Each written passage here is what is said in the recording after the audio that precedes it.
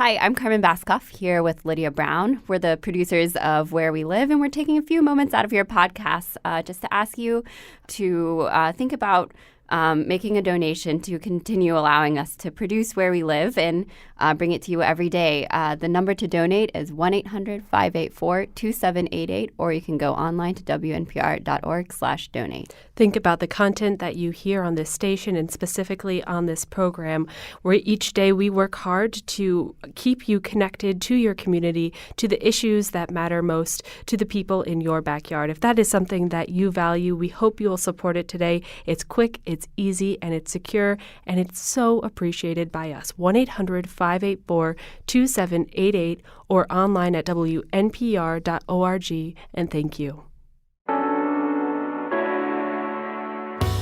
This is Where We Live from Connecticut Public Radio. I'm Lucy Nalpathanchel. What's behind President Trump's latest remarks promising new tariffs from Mexico? And how will it affect, or new tariffs rather, on Mexico? And how will it affect Connecticut manufacturers, some who are already caught in the middle of the U.S.-China trade war? Coming up, we're going to dive into these questions with Ben Casselman. He's a New York Times reporter. We'll also ask him how these tariffs could impact your wallet. First, the Connecticut General Assembly is close to passing a budget on time. The legislative session isn't over until this Wednesday, so what kinds of deals will be made between now and then? One perennial topic that has surfaced in the last few days of the session is talk of a new Connecticut casino. And no, we're not talking about the one in East Windsor. To update us, joining me now in studio is Emilie Munson, a state capitol reporter for Hearst Connecticut Media. Emilie, welcome to the show. Thank you. So I know on the show several times we've talked about the plans by the Mashantucket and Mohegans to build a new casino in East Windsor, Connecticut, to compete with MGM Springfield, which opened last fall. But now there's talk of a deal, possibly, between the tribes and city leaders in Bridgeport. Emilie, you've been reporting on this. What's the latest? So these conversations between Bridgeport city officials and the tribes have surfaced in the last 2 weeks. Previously, the Lamont administration was working to negotiate a casino deal, and they were talking to MGM Resorts International, who has proposed a casino in Bridgeport. They were talking to the two Connecticut tribes, and city officials were also involved in those conversations. But they really hit a stalemate in their negotiations. They weren't able to advance.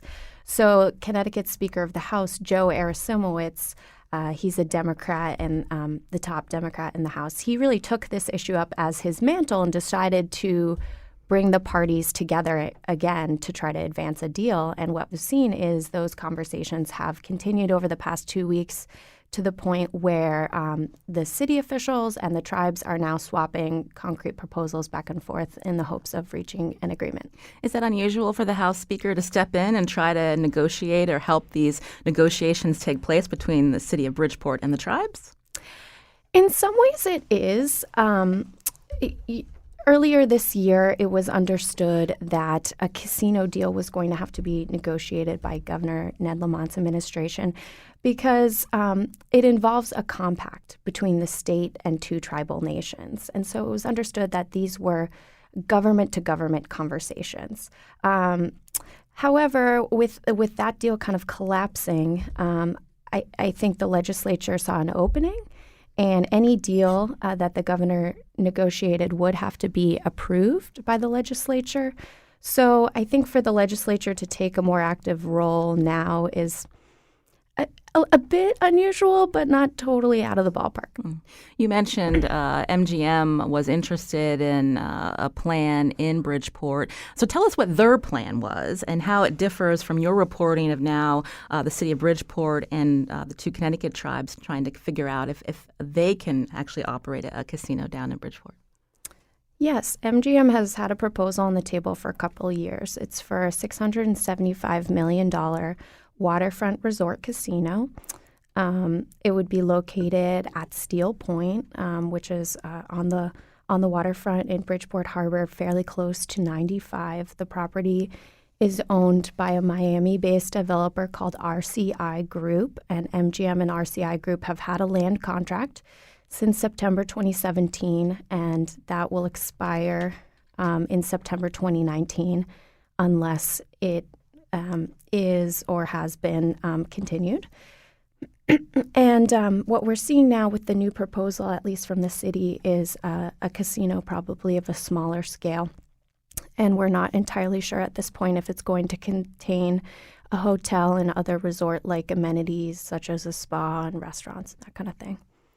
We should mention that House Speaker Joe Aronimowitz, who'd been working behind the scenes on this Bridgeport proposal, this is actually what he said to reporters last week regarding MGM's plan to build in Bridgeport. An MGM casino in Bridgeport was never going to happen because of the compact that we have with the tribes. So let's put a plan on the table that could actually pass. Since then, the tribes have now made a counteroffer, which you reported on. So explain a little bit more about what they're hoping to bring to Bridgeport, Emilie. So I haven't actually seen a copy of this proposal. Only a very limited number of people at the city and at the Capitol have seen it so far. But I've had it described to me, and what I've heard is that the tribes are most interested in developing a casino portion of this development. They don't want to go into the hotel business in Bridgeport, is my understanding from conversations that I've had. And I understand that it will be on a much smaller scale than what MGM has proposed, so not a $675 million facility, and probably not even as large as the $350 million facility that the city was advocating for. So we might envision a mid-sized casino more along the lines of what has been proposed for East Windsor. Emilie Munson is in studio with me. She's a state capitol reporter for Hearst Connecticut Media. We're getting an update on the latest in casino discussions for the tribes and the city of Bridgeport to come to an agreement on bringing a casino to Park City. As you can remember, the last couple of years, there's been a lot of attention on the tribes opening a casino in East Windsor. So this is actually plans for a fourth casino, Emilie. Obviously, the House Speaker trying to help this through, but what about the other members of the General Assembly, and especially because they're trying to talk about this so close to the end of the legislative session? Is this a tricky timing to get something like this passed? It is tricky timing. I don't think anyone at the legislature expects this to pass before the close of the regular legislative session, which is midnight tomorrow, Wednesday. However, this is a topic that could come up in a special session that is already planned. That special session is going to focus on tolls, but also economic development issues. We know that a hospital settlement that the Lamont administration has negotiated will be a part of that special session, and gambling could be as well. We talked about Governor Lamont having tried to come up with a previous deal with the two tribes, but Governor Lamont wanted them to actually walk away from their plans to build this casino in East Windsor. Any idea if the Lamont administration is now involved with the negotiations happening? The Lamont administration has been briefed on these negotiations as of yesterday. But their involvement to this point has been fairly minimal in the most recent negotiations that Speaker Aronimowitz started. So I think they're at the table now, and I'm sure they'll be giving their input on a proposal as it's finalized. We're talking about a new casino, but also thinking about other ways for the state to cash in on gambling. So there's been a lot of talk about sports betting. How is this all tied into the negotiations, Emilie? Sports betting is essential to this deal. So one of the key motivators for the tribes to pursue a Bridgeport casino is they're also trying to negotiate to get themselves exclusive access to sports gambling, which they see as something that could bring an influx of millions into their businesses. So throughout the legislative session, the tribes have maintained that they should have an exclusive right to operate sports gambling because they view it as a kind of casino game. And under the compact that was negotiated back in the 1990s between the state and the tribes have an exclusive right to operate quote-unquote casino games in exchange for giving Connecticut 25% of their slot revenue. Now, the tricky part here is what exactly is a casino game, and should sports betting fall under this definition when sports betting didn't really exist back in the 1990s the way we know it today? So the tribes are trying to use this new Bridgeport deal as a way to bring sports betting into their casinos, hopefully without competition from places like off-track betting sites in Connecticut and the lottery. And from the proposal that I saw from the city, the Bridgeport casino proposal was an amendment to legislation that would legalize sports betting as well. And this legislation would give the tribes a right to operate sports betting in their casinos and also each run an online sports book, which mobile is the most profitable part of sports betting. So that's a really desirable offer for them. Now, we'll see as this agreement moves forward and as the General Assembly gets an opportunity to weigh in on the legislation, if the tribes will continue to have an exclusive right to operate sports betting in their casinos, as this one document proposed. That's to be seen, but it's definitely a key part of the negotiations. So still a lot of questions to be resolved, but if the tribes were to get exclusive rights to sports betting, online betting, that would just welcome lawsuits from some of these other establishments that you just mentioned. Yes, so Sportech is a company based out of New Haven. That's their American headquarters. They have an international part of their business as well. And they operate 16 off-track betting sites here in Connecticut and Bobby V's, which you may know, down in Stamford. And they have been at the table throughout the session advocating for a right to operate sports betting here in Connecticut. And they have suggested that they will file a lawsuit if they are not given an opportunity to bid for a license to run sports betting. So there is a threat of litigation from parties other than MGM here. I should note we reached out to the tribes to see if they would come on the show. They declined, but did give us a statement saying that they believe both East Windsor and Bridgeport, both municipalities, can play a critical role in helping us to maximize jobs and revenue for Connecticut. Also, we got a statement from MGM to get reaction to these discussions between the tribes and the city of Bridgeport. They just said that conversations and proposals are certainly very fluid in the final days of the legislative session, and as long as even before MGM announced plans for this waterfront casino in Bridgeport, MGM always believed that the state's largest city was the best location in Connecticut for a casino. Now, Emilie Munson is here with me in studio, a state capitol reporter for Hearst Connecticut Media. We're going to talk more about this idea to bring a casino to Bridgeport. We're actually going to talk with Bridgeport's Mayor Joe Ganim right after the break, and we want to hear from you too. What do you think? Does Connecticut need a fourth casino? You can join us, 860-275-7266, or find us on Facebook and Twitter at Where We Live.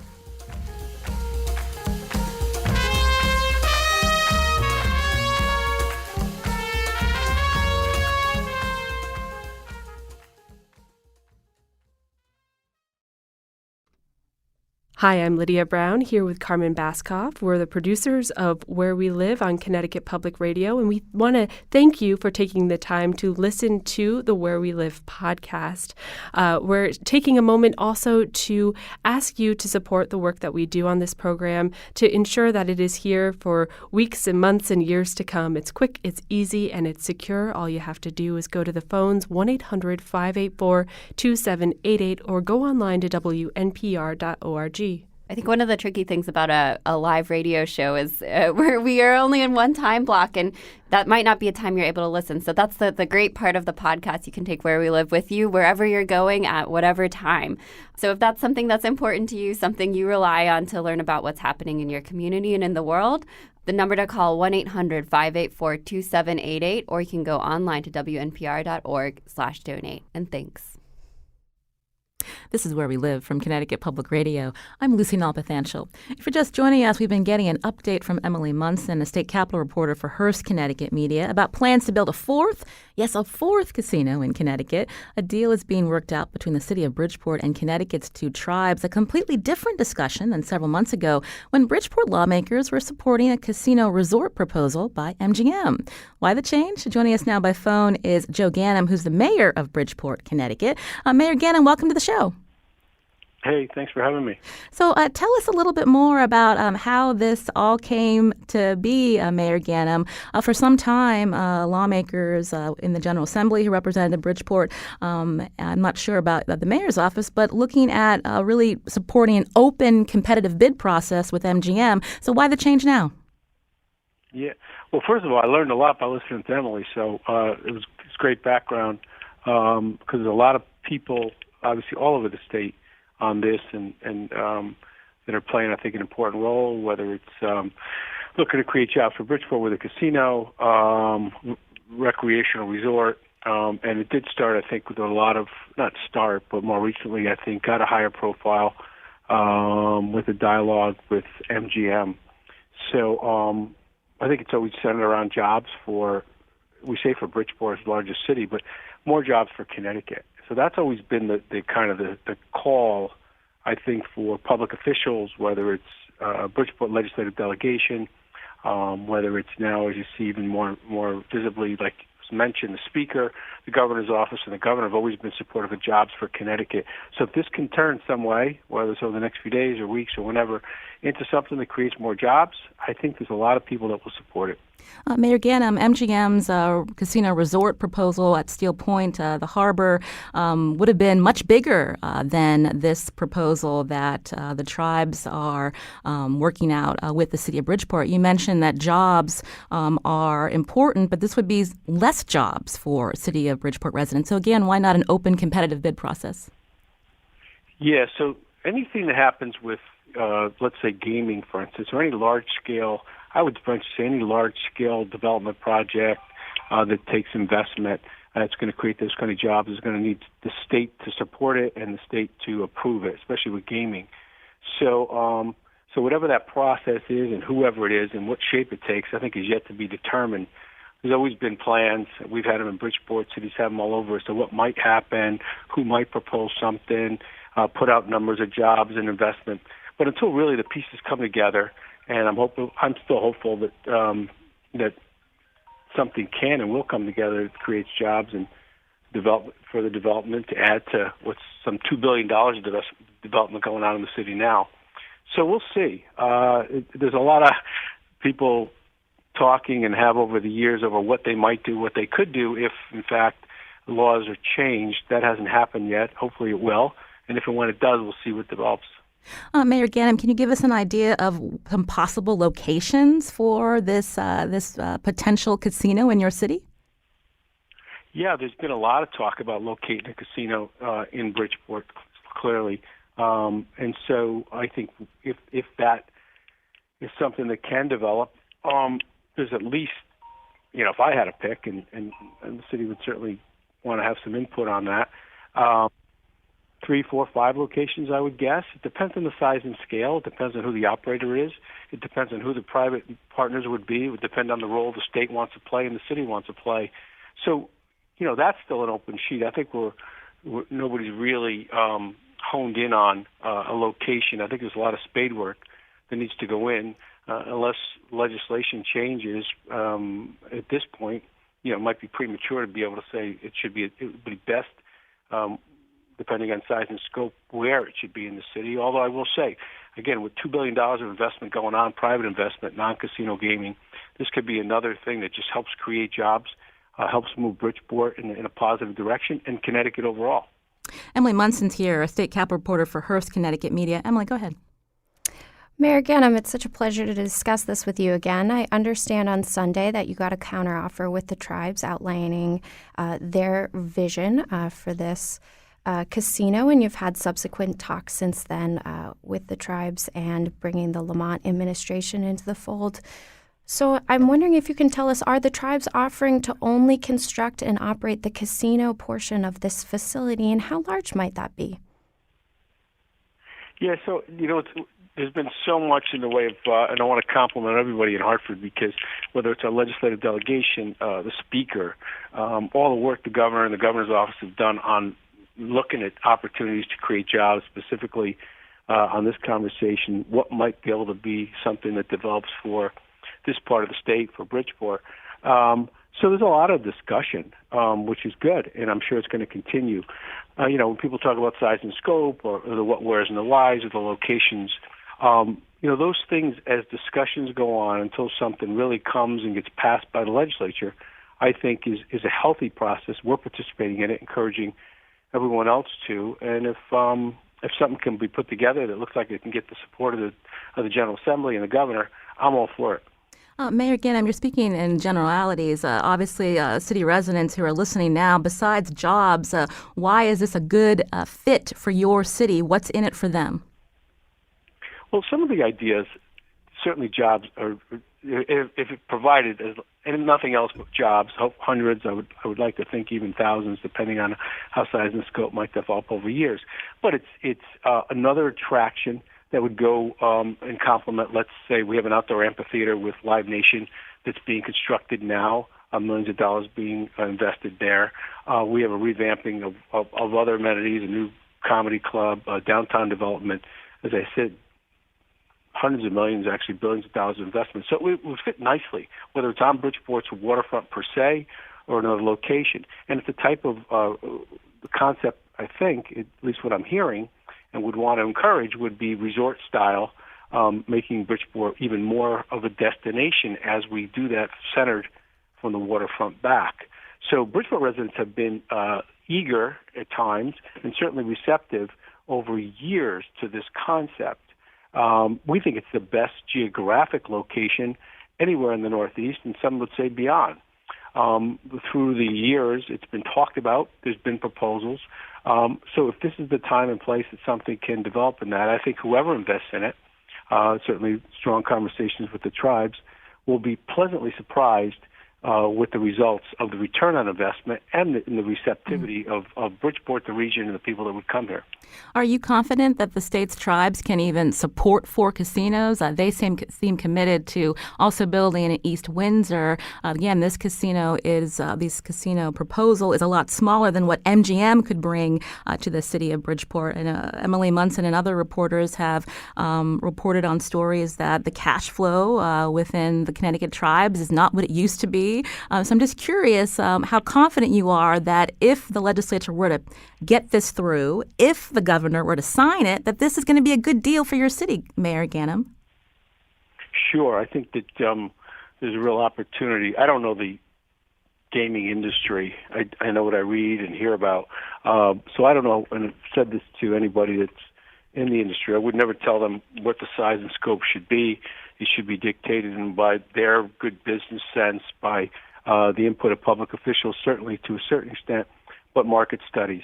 And that would be, at the end of the day, determine whether it's in Bridgeport or any other location, how any business should operate in a public-private partnership or independently. And so I think that's the approach that's being taken. Now that's the scientific kind of business approach. Me personally, knowing Bridgeport as its mayor for collectively decades, and knowing the enthusiasm and the geography of this location, I think it behooves anyone not to understand and recognize this is a dynamic market that anybody who's invested, especially over the last decade here, have seen their projections or the results exceed any projections. And I think those that take a good look at it, whether it's on gaming or investing in resorts or the other things that are happening in the city, are going to be more than pleasantly surprised from a business perspective. From a city perspective, we're going to make sure it fits in, that it creates jobs, tax-based growth. We've had great leadership, as you mentioned, by the governor's office on this issue, looking at it from a state perspective with a focus on Bridgeport, which I support 100%. And the speaker's role with the support of delegation, I think, can go a long way to possibly seeing change in legislation, and we're hopeful for that. Emilie Munson, again, a state capital reporter for Hearst Connecticut Media, also here in studio with me. Emilie. Well, I just wanted to point out, Lucy, that among the public and many at the Capitol, there's large skepticism that a casino deal for Bridgeport can come together. And part of the reason for that is the long history here of efforts to try to bring a casino to the city. Of course, we remember that in the 1990s, Atlantic City casino developer Donald Trump, who we now know intimately, He owned the land in Bridgeport that the stadium at Harbor Yard is now built on, and he wanted to bring an amusement facility there that was going to contain a theme park and might morph into a casino. Also, Las Vegas casino magnate Steve Wynn was also interested as a bidder at the time in Bridgeport. But after 4 years of debate on this issue in 1995, the gambling expansion question was then shut down by the state Senate, a 24-10 vote at the time. And some of the same arguments then were made against the casino as have been made now. And I'm sure Mayor Ganim can weigh in more on this because he was mayor at the time. But I'm curious, Mayor Ganim, if you could speak to why you're more hopeful now that a casino could come to your city than when a deal collapsed back in the 1990s. I think people continue to recognize that this location, Bridgeport, this part of Connecticut along I-95 with all the geography that ties it together for transportation, the amount of cars that pass by, and the waterfront, create this kind of unique yet untapped to a certain extent, because it's a city that's, like a lot of northeastern cities, have gone through that industrial transition, I would argue successfully, slowly but successfully here, as one that creates a strong opportunity. The closer you get to understanding that, the more supportive you are for whether it's an investment by private investment in partnership with the state, which is talked about now, whether it's by the tribes or others, that can really be something that's outstanding, spectacular, frankly, for not just the city and the region, but the state. There's always, from a distance, questions about, the whole kind of, when you get to gaming, the whole gaming industry, which moves quickly, with changes. So I don't know that part of it. I do know we sit ready, willing, and able as a city, I think, in partnership with well-intended leaders in Hartford, hard work coming out of people in the governor's office, to see if this really makes sense, can create a lot of jobs here, can create the type of destination and be a part of Bridgeport's future that benefits the entire state. So I'll continue to help and do my part if we can, and I think that people see opportunity here. Mayor Ganim, again, you're stressing investment and economic opportunity not only for your city but for the state of Connecticut as well. But what about concerns about what gambling addiction would do for your city residents? Oh, yeah, absolutely. And those are the kind of tender issues that I think any venue, any community face to a certain extent, depending on proximity or opportunity with things like gambling. And we know there's other challenges that people have with possible abuses and addictions. And I think that anything that's done to expand that should include, as much as it can, an element that supports or helps to prevent. And I saw some of that written in legislation that was directed towards East Windsor, and I would like to see that if, in fact, it's expanded in Connecticut here in Bridgeport, that we include that as well. Those arguments are well-founded. They're challenges. People have personal challenges with different things, and if we create an opportunity that's positive, that creates jobs, that beats tax-based growth and helps Connecticut and the city grow, I think we need to be sensitive to that, and I would certainly encourage that. Again, Joe Ganim is Bridgeport's mayor. Thank you, Mayor Ganim, for joining us for a few minutes. I wanted to go back to Emilie Munson before we head to break, Emilie. Not a lot of time, but again, how will this deal move forward? I talked about some financial difficulties the tribes have had. So who's going to pay for it? I'm sure the tribes will seek some sort of outside financing, as they're also working on to get financing for their East Windsor casino right now. And we will see how much they'll be able to actually invest in this project. I'm sure that will be reflected in the final language of a deal. But for the two tribes, Mohegans, more financially sound than the Pequots? It's generally been reported that the Mohegan tribe has a stronger financial standing than Foxwoods, which has seen even more declining revenues. I want to thank Emilie Munson for joining us, the state capitol reporter for Hearst Connecticut Media. Thank you, Emilie. This is Where We Live. I'm Lucy Nalpathanchel. After the break, we'll shift to the latest battle over tariffs between the U.S. and Mexico. How will that affect local manufacturers and consumers? That's coming up. First, it's our one-day end-of-the-year fiscal membership campaign. That's right, June 30th is coming around the corner. Please support Where We Live and all the great programming on Connecticut Public Radio. Here's the number to call. This is Where We Live from Connecticut Public Radio. I'm Lucy Nalpathanchel. Now, what's behind President Trump's latest remarks promising new tariffs on Mexico? And how will it affect Connecticut manufacturers, some who are already caught in the middle of the U.S.-China trade war? We're diving into these questions with Ben Casselman, a New York Times reporter who covers economics. Ben, welcome to the show. Thanks so much for having me. So we've been hearing about the U.S.-China trade war. It's been ramping up. Remind us why the U.S. first entered this trade war with China about nearly a year ago. Yeah, I mean, it's an interesting question, actually. I think there are probably a couple of answers to it.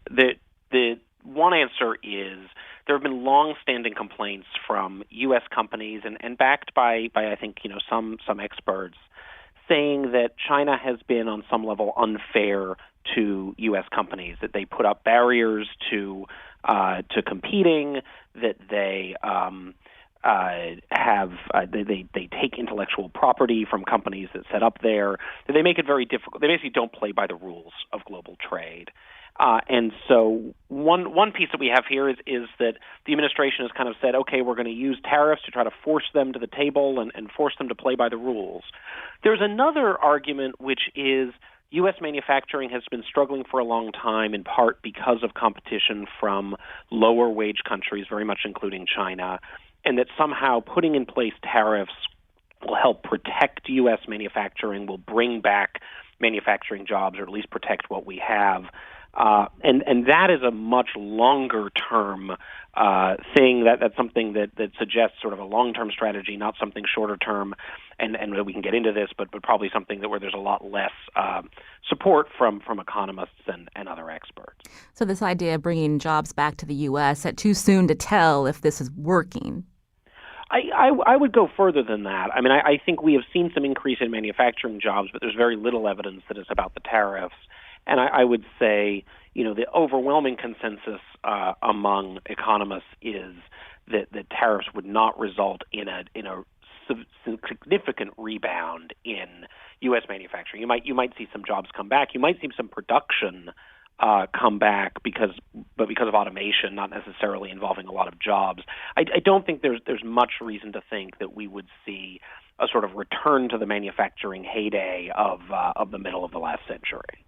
So how have manufacturers been making do, so to speak, while this U.S.-China trade war has been going on? And what industry specifically? Yeah, I mean, so it's really interesting. These were policies that were put in place to benefit U.S. manufacturers, and there are individual examples that you can certainly find where that's been the case. Right, the clearest example are U.S. steel and aluminum makers who have clearly benefited from the protection that the tariffs provide. But of course, we live very much in a globalized trading system at this point, and so a lot of U.S. manufacturers are using parts that they import from China, that they import from Mexico. In some cases, products go back and forth across the Pacific or across the Mexican border several times in production.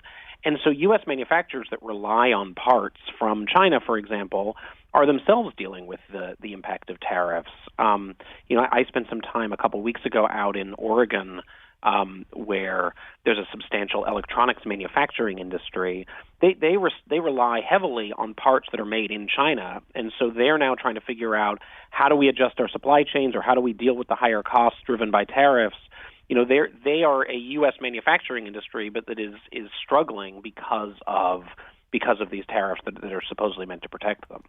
This is Where We Live. On the phone with me, Ben Casselman, who covers economics for the New York Times. We wanted to learn more about the impact of the Trump administration's trade war with China. And now there's also talk of new tariffs on Mexico. We're going to get to that in just a little bit. But we were also curious about how these tariffs are impacting local manufacturers. So joining us now on the phone is Peter Joya, economic advisor to CBIA. Peter, welcome to the show. Thanks for having me. So we've been talking first about the U.S.-China trade war. What has been the impact, if at all, on local manufacturers? We've got big aerospace industry in our state. Yeah, well, to begin with, any tariff is a tax in another name. And I have not heard a single Connecticut company say anything positive about the introduction of tariffs. It's all been negative. Certainly what prior speaker said about disruptions in the supply chain, because a lot of companies use Chinese parts in their final product. That certainly is true across many industries in Connecticut. But in addition, it's pricing uncertainty. If these tariffs go up, what's it going to mean to prices? What's it going to mean to how my competition prices if they're sourcing from non-Chinese or non-Mexican suppliers? It just raises uncertainty, and business people, particularly small business people, hate uncertainty. Ben Casselman, let's move on to now talk on new tariffs on Mexico. Why is this problematic, maybe more so on consumers than what's been going on with the U.S.-China trade war? Yeah, I think there are a few things going on there. So one thing that's fascinating is that a lot of companies that were looking for a refuge from the trade war had actually been looking to Mexico. I talked to a number of companies that had been producing in China. They look at the tariffs there and they look at the tensions there and they say, maybe we want to look for some options beyond China. And they actually looked to Mexico as a place to try to take a little bit of safe harbor. If you recall, that the president, of course, has been sharply critical of Mexico, but he really has not made that the focus of his actual policies. And the Trump administration reached a deal last fall with Canada and Mexico as sort of a successor agreement to NAFTA, sort of a relatively minor, frankly, update to NAFTA.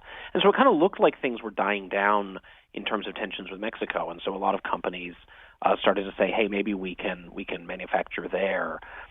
So they're now sort of left scrambling, trying to figure out what to do about Mexico.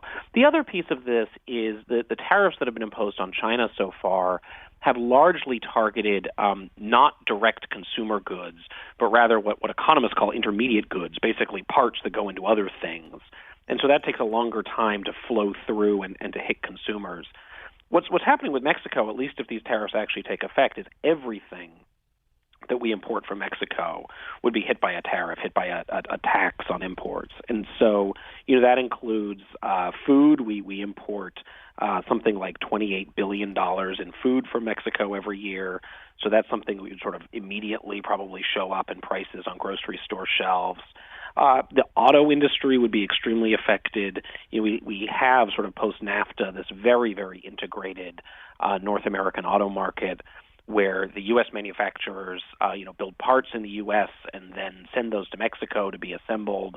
A lot of cars and car parts go back and forth across the Mexican border several times. There's actually been recent research that finds that about 30% of the value of what we import from Mexico actually started in the U.S. And so on some level, we'd actually be taxing U.S. manufactured goods just when they come back across the border from Mexico. And Ben, if this goes through, this could happen pretty soon, right? President Trump saying in a Twitter post last week that he would impose a 5% tariff on Mexican imports on June 10th, ratchet up to 25% by the fall. I'm just curious in the sense of these Twitter statements, what's the implication of a 5% tariff on goods from Mexico? And I think what Peter was saying a minute ago is important about the uncertainty. A 5% tariff, is a real cost, and especially a real cost if you're talking about products that go back and forth a few times. That can start to ratchet up.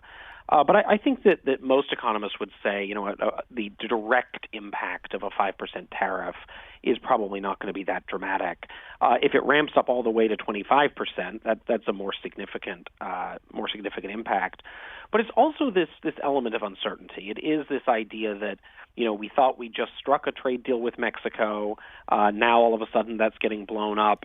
The president has said he wants to impose these tariffs over something nothing to do with trade. It's to do with the immigration dispute. And so now all of a sudden tariffs become a tool not just for trade policy, but for immigration policy, and who knows what else could follow from there.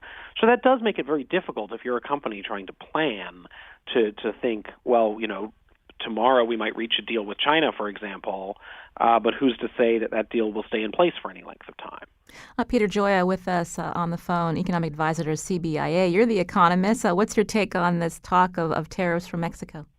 Yeah, well, I think that it's correct that 5% is fairly minor, but 25% I think would be huge. That would be enough to send probably some areas of the country perhaps even into recession. There are certain states that have huge exposure in trade with Mexico.